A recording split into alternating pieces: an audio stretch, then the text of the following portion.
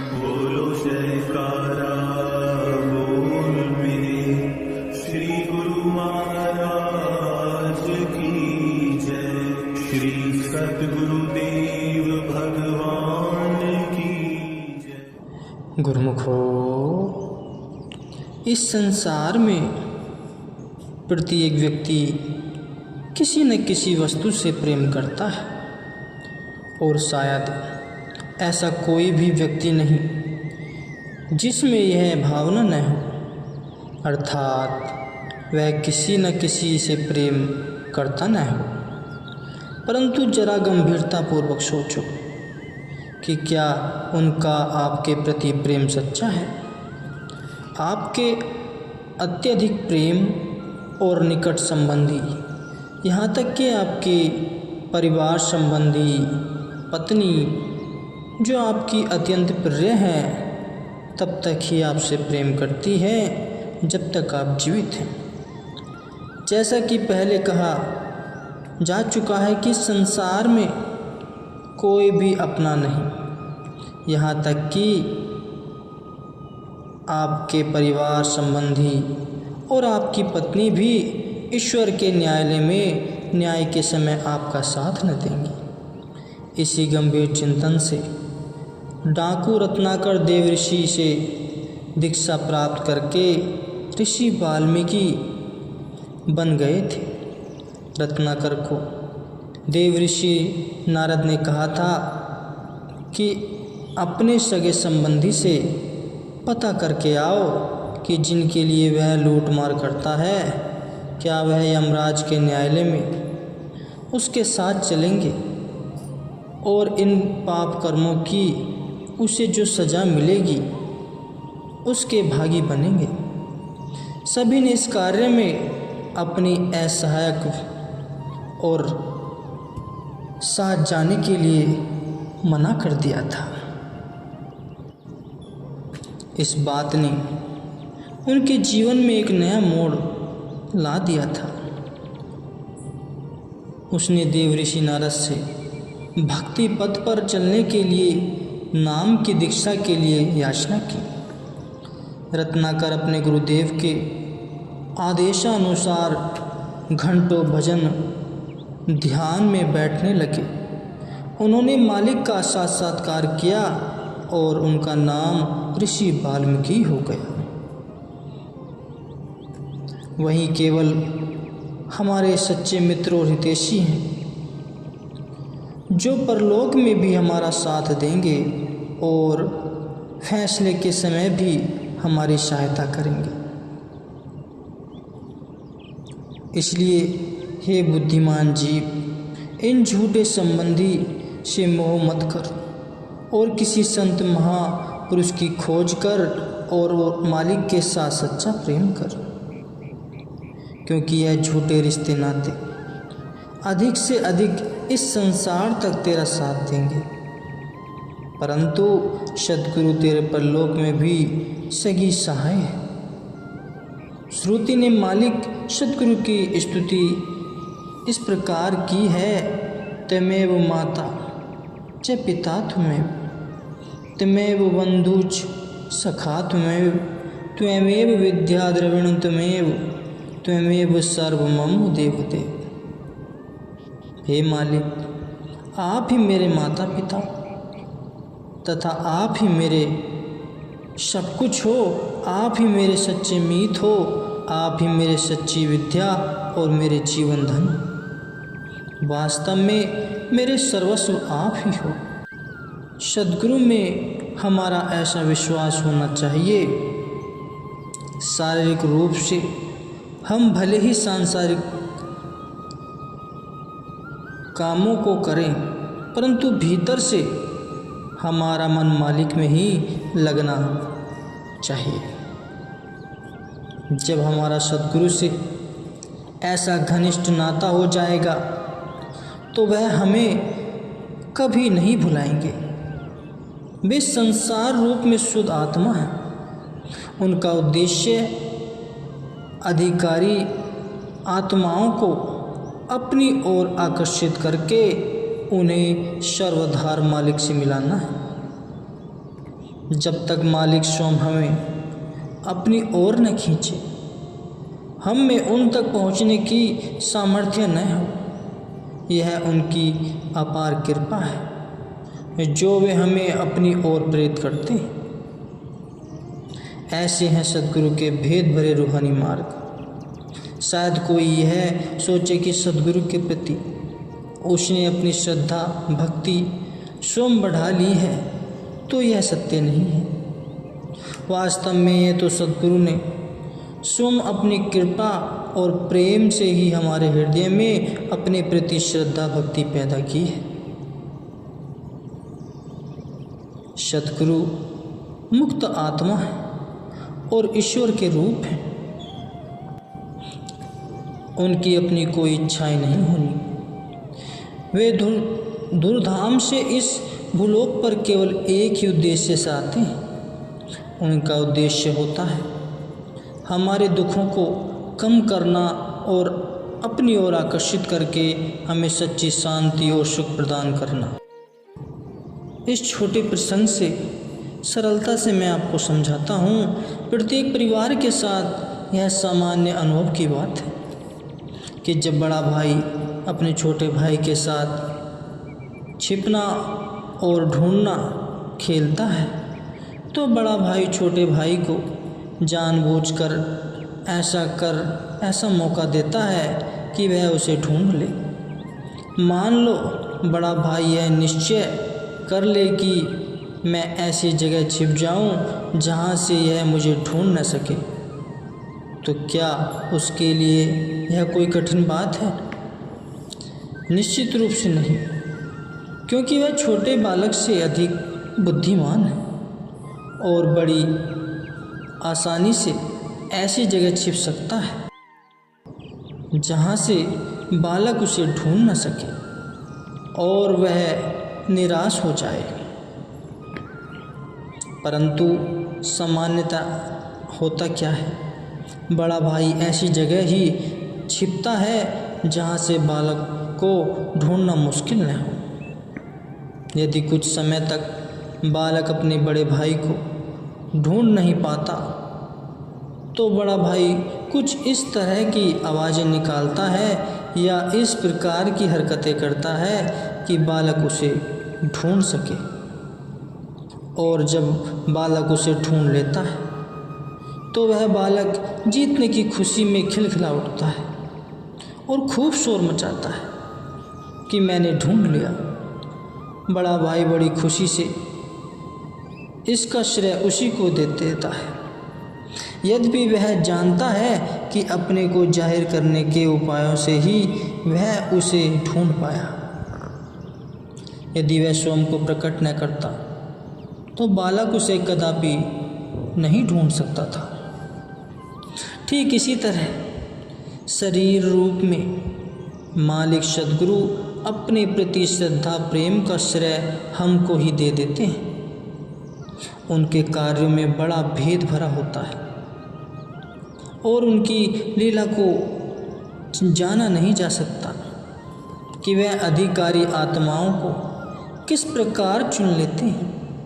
श्री परमहंस अद्वैत मत के संस्थापक श्री परमहंस दयाल जी एक बार घूमते घूमते अपने तदनुरूप शिष्य श्री स्वामी स्वरूप आनंद जी को अपना रूप दर्शाने के लिए टेरी पधारे। बाह्य रूप से तो श्री परमहंस दयाल जी दीवान भगवान दास जी के आग्रह पर टेरी पधारे थे, परंतु वास्तव में यह श्री सद्गुरुदेव जी की अपनी ही मौज थी कि वे टेरी जाकर अपने उत्तराधिकारी को ढूंढना चाहते थे। इसी तरह ही सभी महापुरुष इस गूढ़ रहस्य को प्रदर्शित करते आए हैं। इन महापुरुषों के उपदेश बहुत सरल, स्पष्ट और शुद्ध आध्यात्मिक होते हैं। वे हमें बताते हैं कि हमारी दुख और असंतोष की वर्तमान अवस्था का कारण यह है कि हमने अपनी श्रुति को भिन्न भिन्न अनेकों विषयों में बिखेरे हुए हैं। स्वयं को हमने शरीर, मन और बुद्धि मान रखा है, जो वास्तव में हम हैं नहीं। यदि हम इस बिखरी हुई सुरती को बाहर से समेटकर अपने भीतर केंद्रित कर लें तो हमारे चारों ओर भरपूर आनंद और शांति छा जाएगी। जब तक हमारी सुरती आँखों के नीचे निम्न लोकों में रहेगी, तब तक यह विषय सुखों का अनुभव ही कराती रहेगी। परंतु जब इसकी भीतर की ओर उधरमुखी यात्रा आरंभ हो जाएगी तो इसे सुख और आनंद का अनुभव होने लगेगा। सुरती की यह आंतरिक यात्रा निश्चय ही साक्षात पूर्ण सद्गुरु के मार्ग निर्देशक में करनी चाहिए। सुरती की अंतर्मुखी यात्रा के लिए आवश्यक है कि नीचे के 9 द्वारों को बंद कर दिया जाए और 10वां द्वार, जो दोनों भौं के मध्य और थोड़ा पीछे की ओर स्थित है, उसे खोला जाए। उस द्वार से आध्यात्मिक राज्य में जाकर सुरती सुख और आनंद में रमण करती है। 10वें द्वार को इन भौतिक आँखों से नहीं देखा जा सकता। इस द्वार से अंदर जाने के लिए सुरती को गुरु द्वारा बताए गए तरीके से नियमित रूप से निरंतर अभ्यास करना चाहिए। जब इस द्वार से सुरती भीतर जाती है तो वहाँ से सद्गुरु के प्रकाश पुंज स्वरूप के दर्शन होते हैं, जो उधरमुखी यात्रा में उसकी सहायता करने के लिए प्रतीक्षा कर रहे होते हैं। बाइबल में भी लिखा है, दरवाज़ा खटखटाओ और वह खुलेगा। इसका तात्पर्य इस 10वें द्वार अथवा तीसरी आँख या शिव नेत्र से है। यह वही स्थान है जहाँ से महापुरुषों के उपदेश प्रारंभ होते हैं। इस केंद्र से ही मधुर धुन या शाश्वत संगीत शुरू होता है। जो सूरत ऊपर की ओर जाती है, आंतरिक दिव्य कानों से मधुर स्वर सुनाई देने लगता है। इस विषय पर ही बताया गया है, इस विषय पर बार बार जोर दिया जाता है कि भक्ति मार्ग पर चलने के लिए साक्षात सद्गुरु की परम आवश्यकता है। सद्गुरु के बिना भीतर की यात्रा तय करनी अत्यधिक कठिन हो जाती है और जीव कभी पूर्णता प्राप्त नहीं कर सकता। जैसा कि कहा गया है कि मनुष्य जीवन अच्छे बुरे कर्मों के धागे से बुना हुआ है और इन परिस्थितियों में मनुष्य अपनी विवेक शक्ति का प्रयोग ठीक से नहीं कर पाता। उसे किसी ऐसे महापुरुष की सहायता और प्रेरणा की आवश्यकता होती है जिन्होंने स्वयं इस मार्ग को तय किया हो और साथ में उनमें दूसरों को भी इस मार्ग पर चलने की सामर्थ्य हो। शरीर के 9 द्वारों, 2 आँखें, 2 कान, 2 नासाक, मुँह, मल द्वार और लिंगेंद्र से इंद्रिय जनित क्षणिक सुख का उपभोग किया जाता है। इन द्वारों से ऊपर उठकर सुरती जब भीतर ऊपर की ओर उन्मुख होती है तो यह परम सुख और आनंद का रसास्वादन करती है। जो जो सुरती ऊपर की ओर जाती है, आनंद बढ़ता जाता है। नित्य सुख, मानसिक शांति अथवा शाश्वत आनंद तभी प्राप्त होता है जब सुरती हृदय में प्रकाश पुंज सद्गुरु के साक्षात दर्शन करती है। जब मनुष्य इस अवस्था का अनुभव कर ले तो निश्चय ही यह एक बहुत बड़ी उपलब्धि है। परंतु यह अवस्था एकाग्रचित होकर निरंतर अभ्यास करने से काफ़ी समय बाद प्राप्त होती है, और तब भी गुरु की कृपा के बिना नहीं।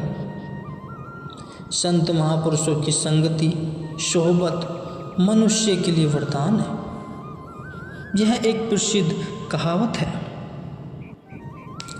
मनुष्य अपनी संगति से पहचाना जा सकता है। यदि बुरी संगति मनुष्य को बिगाड़ सकती है तो इसमें कोई आश्चर्य नहीं कि संतों की संगति दुष्ट व्यक्ति को सज्जन बना सकती है। अर्थात संतों के संग में बुरे से बुरा आदमी भी अच्छा बन सकता है। एक फारसी कवि का कथन है, सोहबते सलाहें तुरा सलाहें कुनंद, सोहबते ताले तुरा ताले कुनंद। संत महापुरुषों का संग मनुष्य को पवित्र और धार्मिक बना देता है, परंतु बुरे व्यक्ति के संग से मनुष्य दुष्ट एवं दुर्जन बन जाता है। संत श्री तुलसीदास जी ने इस दोहे में मनुष्य पर संगति के प्रभाव की व्याख्या बहुत स्पष्ट की है। जिन जैसी संगत करी तैसो ही फल लीन, कदली सीप भुजंग मुख बूंद एक गुण दीन। संगति के प्रभाव का वर्णन करते हुए श्री तुलसीदास जी कहते हैं कि स्वाति नक्षत्र के समय वर्षा की बूंद जब कदली के पुष्प पर गिरती है तो वह कपूर बन जाती है। यदि वही बूंद सीप के मुंह में जाती है तो वह अत्यधिक सुंदर मूल्यवान मोती बन जाती है। परंतु वर्षा की वह बूंद यदि सांप के मुंह में चली जाती है तो वह घातक विष का रूप धारण कर लेती है। गुरुमुख हो, इसलिए अब यह मनुष्य पर ही छोड़ दिया गया है कि वह अपने जीवन का मार्ग स्वयं चुने। चाहे तो जन्म से मृत्यु तक की बार बार यात्रा करता रहे अथवा स्वयं को 84 के चक्र से मुक्त कर ले। मन की शांति प्राप्त करने के लिए उसे बाद का दूसरा मार्ग चुनना होगा, जिसके लिए उसे संत महापुरुषों का संग करना चाहिए। ऐसे महापुरुषों को प्राप्त कर उसे अपना संपूर्ण प्रेम उन पर निछावर कर देना चाहिए। वह अपने सद्गुरु के प्रति जितना अधिक प्रेम और आत्मसमर्पण करेगा उतना ही शीघ्रता से और निश्चित रूप से उसमें परिवर्तन होगा। मनुष्य जीवन के दुखों और बंधनों में रहते हुए पूर्ण आनंद और शाश्वत सुख को प्राप्त करना कोई आसान कार्य नहीं। एक बार इस अवस्था में पहुंच जाने पर काल और माया की बेड़ियां जिन्होंने हमें संसार से बांधा होता है वह कट जाती है और आत्मा जन्म तथा मरण के दुखद भार से मुक्त हो जाती है। जन्म से मृत्यु तक की हमारी यात्रा सदा के लिए समाप्त हो जाती है। गुरुमुखो, परम संत श्री कबीर साहिब जी ने संगति के प्रभाव का वर्णन करते हुए इसका समर्थन किया है कि यदि दुर्जन की कुसंगति का प्रभाव हो सकता है तो इसमें कोई आश्चर्य नहीं है कि संतों के संग से शिष्य के हृदय की सभी मलिन वासनाएं दूर हो जाएं और वह आत्मिक ज्ञान के प्रकाश से उज्ज्वल हो जाए। कबीर संगति साधकी, जो गंधी की बाँस, जो कछु गंधी दे नहीं तो भी बाँस सुबास। गंधी अर्थात इत्र बेचने वाले के पास से इत्र की सुगंध आती है। उसी प्रकार संतों की संगति से सादगी आदि अच्छे गुण आ जाते हैं। यद्यपि गंधी किसी को कुछ नहीं देता, तथापि उसका श्रवण मात्र का संग ही साथ रहने वाले को सुगंधित कर देता है गुरुमुखो।